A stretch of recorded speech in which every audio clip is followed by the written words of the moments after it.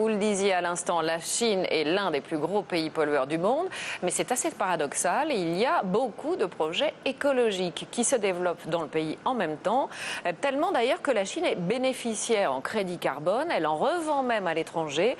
Les autorités chinoises tirent profit de ce mécanisme avec une redoutable efficacité. Reportage dans le Yunnan de nos correspondants Pascal Colomer et Sylvain Guillaume.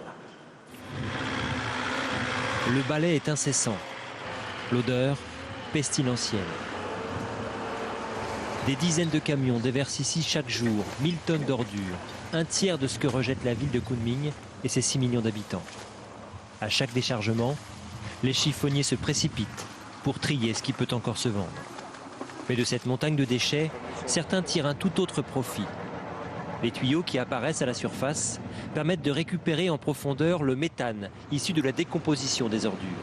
Un méthane transféré à 200 mètres de là, dans cette usine montée grâce à des capitaux italiens. Le méthane, en brûlant, produit de l'électricité vendue sur le réseau national. S'il avait fallu produire le même nombre de kilowatts avec du charbon, plus de 60 000 tonnes de dioxyde de carbone auraient été rejetées chaque année dans l'atmosphère. Ce carbone économisé, l'usine le vend à l'étranger à des industries qui, elles, polluent trop.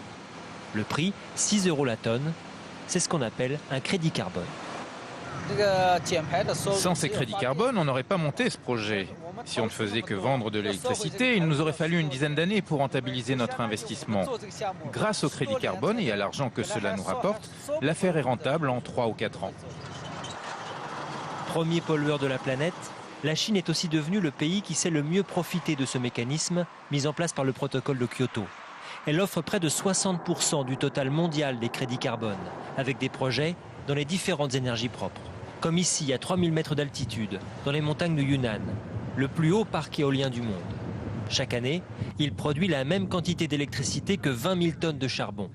Les Chinois vendent les crédits carbone à une société des Pays-Bas, même si c'est la France qui a financé le projet par un prêt de 30 millions d'euros. Elle n'a rien reçu en retour, pour l'instant. C'est moins une aide qu'une pénétration de marché que nous faisons aujourd'hui, dans le bon sens du terme, pour essayer d'établir un partenariat de long terme avec la Chine. Et nous espérons aussi que les entreprises françaises puissent aussi s'intégrer dans ce mouvement-là. Faire du profit en vendant du carbone, c'est un exemple parmi d'autres de l'énorme enjeu financier qu'est devenu la lutte contre le changement climatique. Un enjeu que les Chinois ont parfaitement compris à leur avantage.